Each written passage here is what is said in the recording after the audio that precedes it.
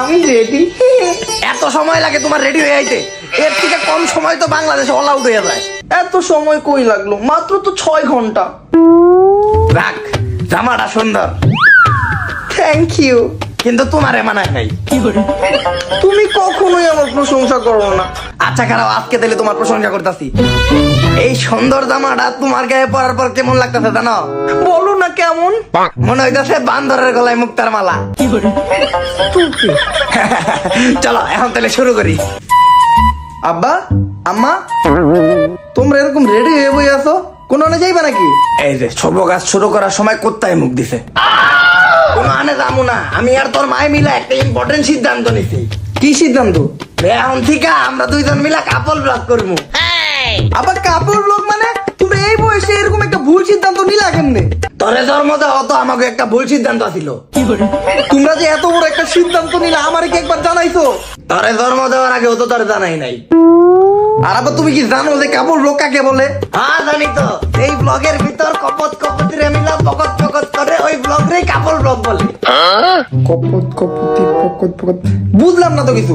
আচ্ছা বুঝাইতাছি, কপত কপতি মানে জামাই আর বউ, আর পকত পকত মানে উল্টা পাল্টা কথাবার্তা। যেই ব্লগে জামাই আর বউ মিলা উল্টা পাল্টা কথাবার্তা বলে ওই ব্লগ রে কাপল ব্লগ বলে। না আব্বা, বর্তমান সময়ে জামাই বউ মিলা নষ্টামি করারই কাপড় ব্লগ বলে।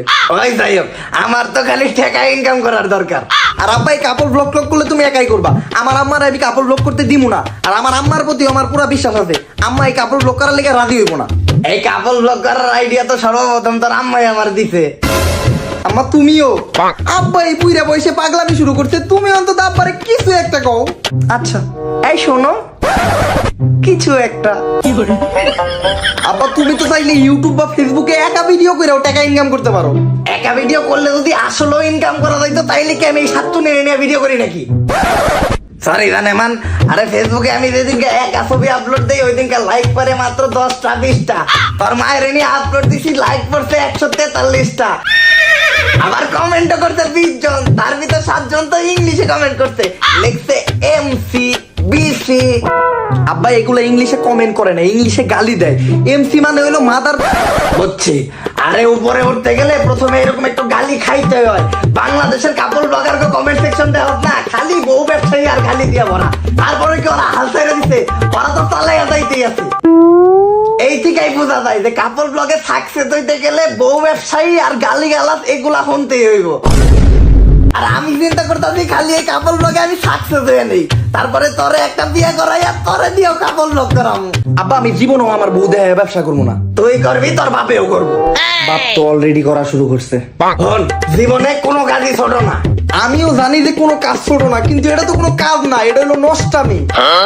আর আব্বা তুমি আর মায় মিলা যদি এই বয়সে কাপড় ব্লগ করে বেড়াও, তাইলে আমি মানুষের সামনে আমার মুখ দেখাবো কেমনে? তোর মুখ দেখাইতে হইব না, এমনিও তোর এই খারাপ চেহারা কেউ দেখতে চায় না। দাবার লাগে করো তোমরা, আমি গেলাম।